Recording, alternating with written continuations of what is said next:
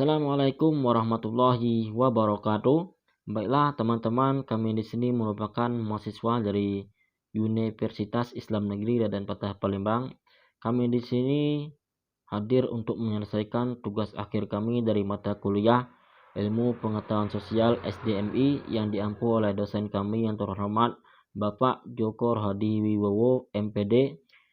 Sebelumnya terima kasih kami ucapkan kepada Bapak yang telah memberikan ilmunya kepada kami selama 1 semester ini. Semoga menjadi amal jariah dan berkah bagi kita semua.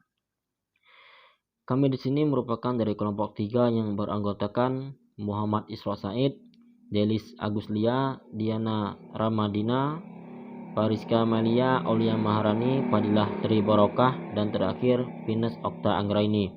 Kami di sini akan mengupas tentang model pembelajaran IPS. Jadi silakan dengarkan baik-baik dan simak secara seksama video yang akan kami tampilkan. Selamat menyaksikan. Baiklah, yang pertama yaitu tentang hakikat dan peranan model pembelajaran IPS. Sebelum kita masuk itu, kita harus mengetahui terlebih dahulu apa sih itu model pembelajaran.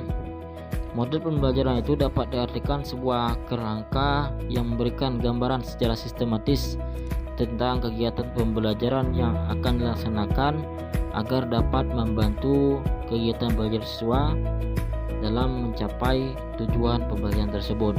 Jadi model pembelajaran ini dapat diartikan secara umum, yaitu sebuah gambaran umum tentang pelaksanaan kegiatan pembelajaran, akan tetapi tetap berpacuan dan berlandasan pada tujuan pendidikan tersebut atau tujuan dari pembelajaran itu sendiri.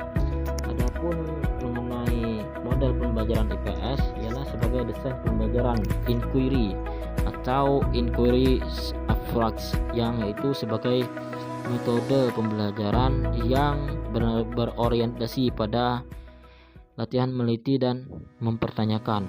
Jadi di sini model pembelajaran IPS ini dapat diartikan sebuah metode pembelajaran inquiry, yaitu mengajarkan kepada anak didik untuk menganalisis, meneliti masalah-masalah yang ada di sekitarnya sehingga dapat membantu dalam menyelesaikan permasalahannya. Adapun menurut para ahli sendiri, yaitu pendekatan inquiry ini merupakan upaya yang dilakukan untuk mengatasi masalah kebosanan siswa dalam belajar di kelas. Jadi di sini model-model pembelajaran ini dapat disimpulkan bahwa model pembelajaran ini sangat penting dievaluasi atau ditentukan sesuai dengan keadaan siswa. Sehingga apa? Sehingga dapat mencegah kebosanan siswa dan tujuan pendidikan atau tujuan pembelajaran pun bisa didapatkan atau bisa dicapai.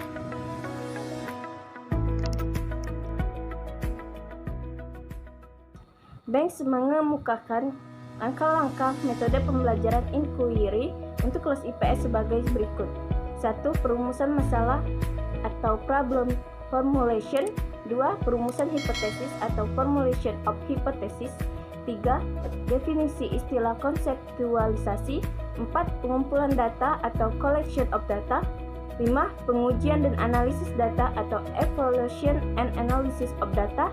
6. Menguji hipotesis untuk memperoleh generalisasi dan teori. 7. Memulai inquiry lagi. Selanjutnya saya akan menjelaskan tentang model-model pembelajaran IPS. Yang pertama adalah model reasoning and problem solving, di mana model ini menggunakan penalaran dan pemikiran untuk pemecahan masalah. Yang kedua adalah model inquiry training, di mana model ini menggunakan seluruh kemampuan siswa untuk berpikir secara logis. Yang ketiga adalah model problem based instruction, di mana model ini menggunakan peserta didik dalam pemecahan masalah. Yang keempat adalah model pembelajaran perubahan konseptual, yang di mana model ini merubah konsep awal peserta didik agar sesuai dengan pandangan fisikawan. Yang kelima adalah model group investigation, di mana model ini menekankan partisipasi dan aktisipasi peserta didik untuk mencari materi pembelajarannya sendiri.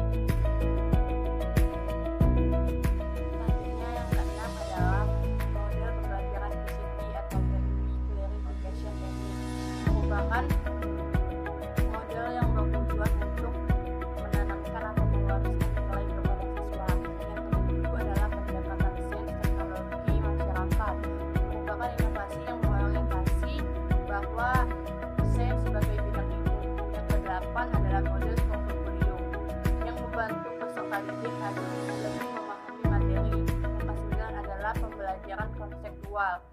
Model ini mengutamakan kepada pengetahuan dan pengalaman. Yang ke-10 adalah model inquiry sosial, merupakan strategi pembelajaran dari kelompok sosial atau social family. Materi tentang implementasi model-model pembelajaran. Kemampuan siswa dalam memecahkan masalah diperlukan karena pada hakikatnya siswa hidup di tengah lingkungan masyarakat yang penuh dengan benih-benih munculnya masalah.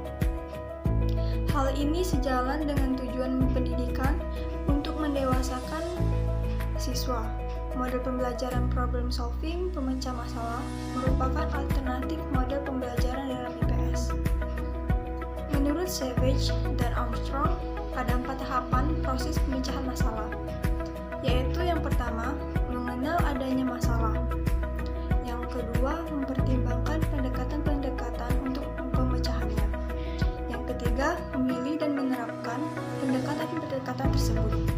Yang keempat, mencapai solusi yang dapat dipertanggungjawabkan.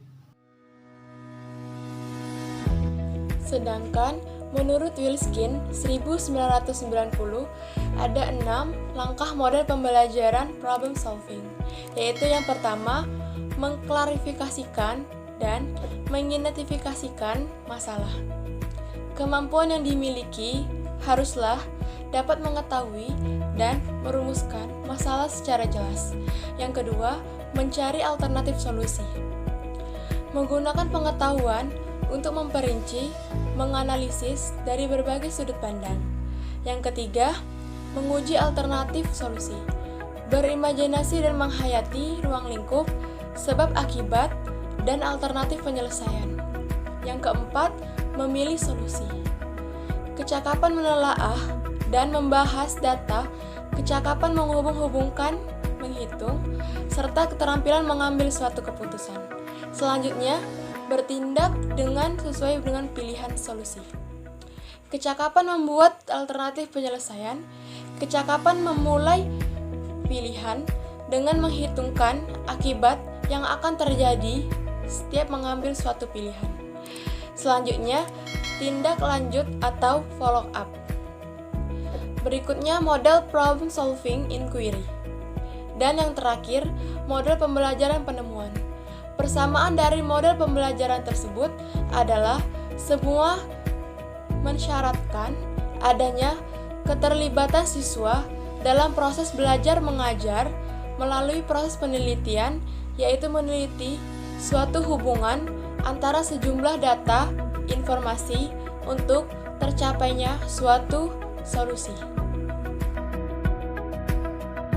Desain pembelajaran pengambilan keputusan merupakan model pembelajaran yang berkaitan dengan berpikir tentang alternatif pilihan yang tersedia, menimbang fakta dan bukti yang ada, serta mempertimbangkan tentang nilai pribadi dan masyarakat. Dalam konteks pembelajaran, konsep pengambilan keputusan sebagai model pembelajaran dalam IPS merupakan salah satu model keterampilan dalam penentuan pilihan dari alternatif tersebut. Nah, keterampilan pengambilan keputusan ini dapat dibina dan dilatih kepada siswa, sehingga apabila keterampilan ini dibina dan dilatihkan kepada siswa secara profesional, maka siswa akan memiliki kemampuan bertindak dalam pengambilan keputusan secara cerdas. Selain itu, konsep dan langkah-langkah proses pengambilan keputusan ini memberikan kesempatan kepada para siswa dan guru untuk berpikir melalui berbagai alternatif pemecahan masalah. Selanjutnya, Sepcake dan Armstrong tahun 1996 mengemukakan langkah-langkah proses pengambilan keputusan sebagai alternatif model pembelajaran dalam IPS sebagai berikut. 1. Mengidentifikasi persoalan dasar atau masalah. 2. Mengemukakan jawaban-jawaban alternatif. 3. Menggambarkan bukti yang mendukung setiap alternatif. 4. Mengidentifikasi nilai-nilai yang dinyatakan dalam setiap alternatif. 5. Menggambarkan kemungkinan akibat setiap pilihan alternatif. 6. Membuat pilihan dari berbagai alternatif. 7. Menggambarkan bukti dan nilai yang dipertimbangkan dalam membuat pilihan. Sekian penjelasan dari kelompok kami akhiri. Wassalamualaikum warahmatullahi wabarakatuh.